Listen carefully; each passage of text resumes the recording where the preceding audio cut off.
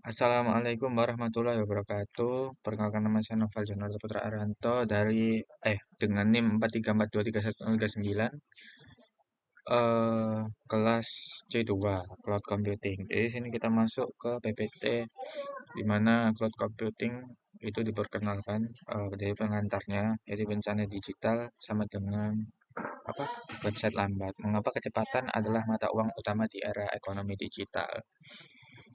Jadi cloud computing ini ada hubungannya dengan apa website dari dampak finansialnya dan lain sebagainya. Contoh yang pertama itu dampak finansial langsung.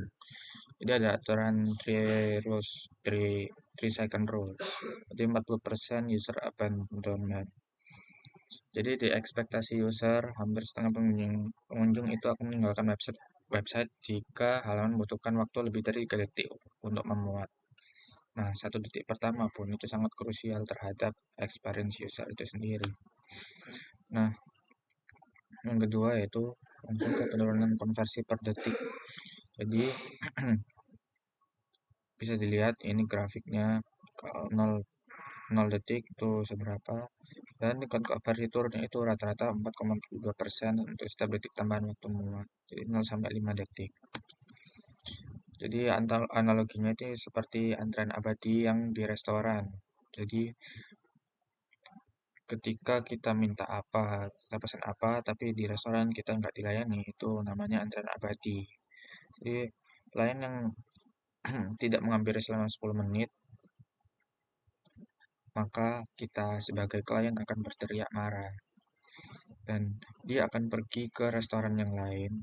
Jika restoran lain itu cuma cepat pesannya, misal cuma 5 menit sudah dilayani, maka klien akan pindah ke sana. Yang kedua yaitu reputasi dan visibilitas. Nah, ini adalah hukuman algoritma Google. Yang pertama yaitu penurunan SEO, yang kedua crawl budget, yang ketiga quality score.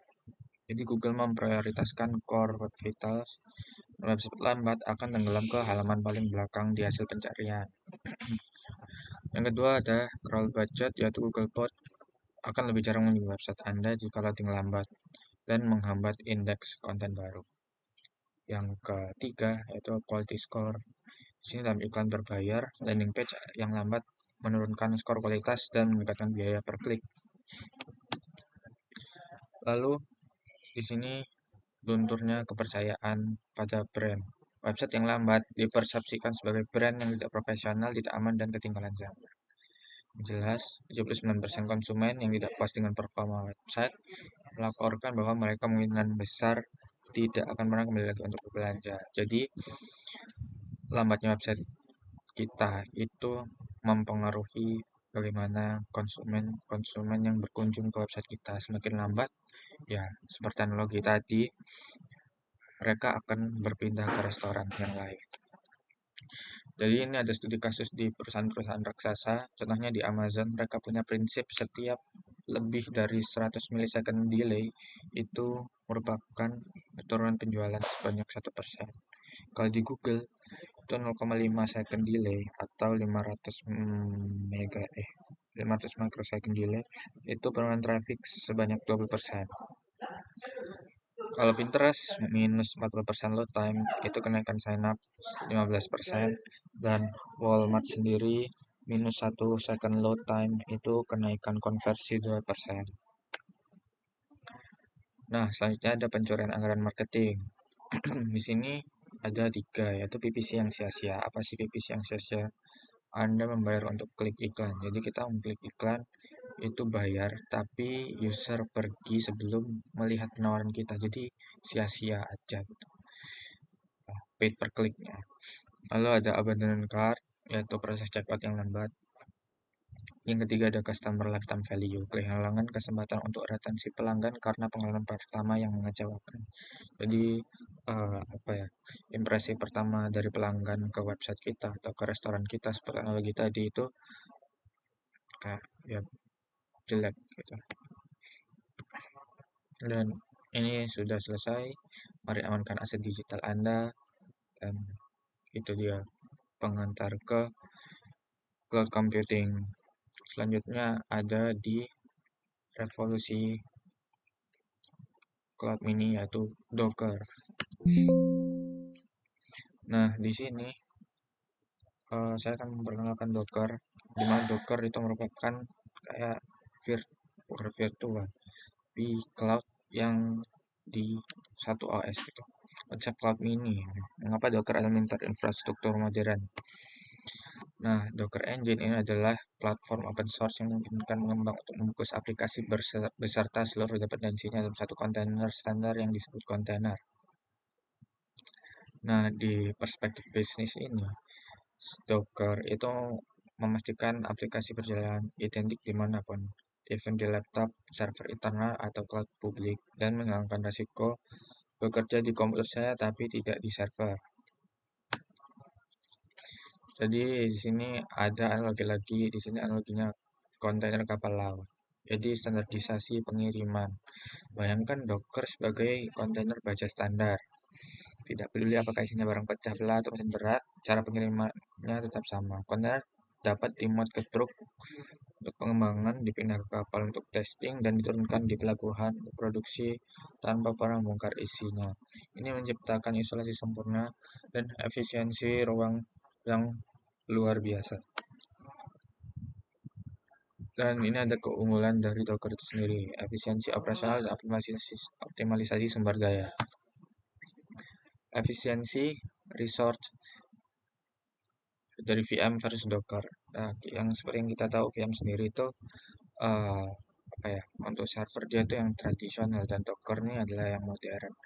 Jadi memori atau penggunaan RAM sendiri di Docker itu mencapai 2 GB per virtual machine.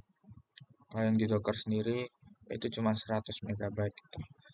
Nah, kenapa bisa seefisiensi itu? Karena Docker menggunakan kernel sistem operasi induk menjadikannya jauh lebih ringan daripada virtual machine tradisional yang membutuhkan OS tamu lengkap. Tiga pilar utama Docker yaitu adalah image, container, dan hub.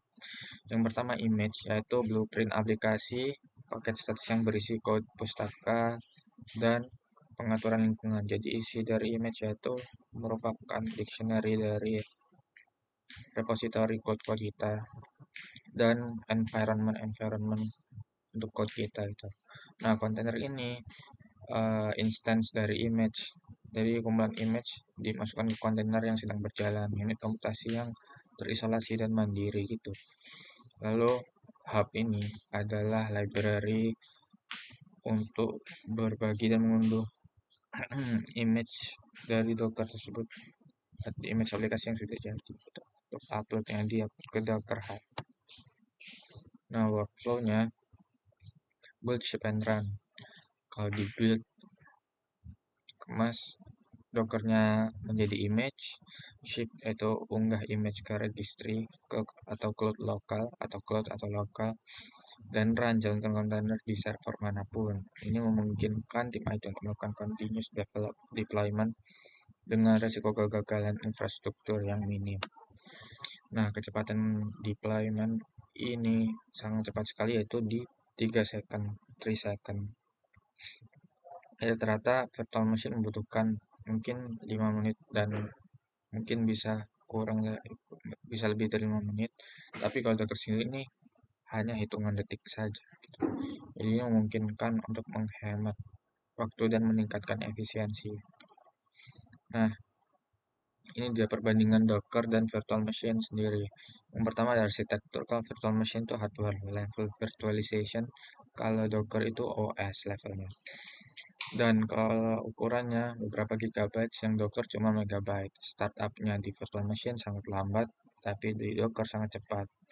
Isolasinya penuh, dan di Docker itu cuma proses dan namespace, dia lebih efisien.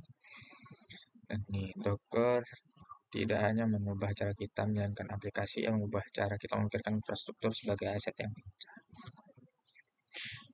Itu saja dari saya mengenai Docker dan pengantar cloud. Mohon maaf bila ada salah kata. Wassalamualaikum warahmatullahi wabarakatuh.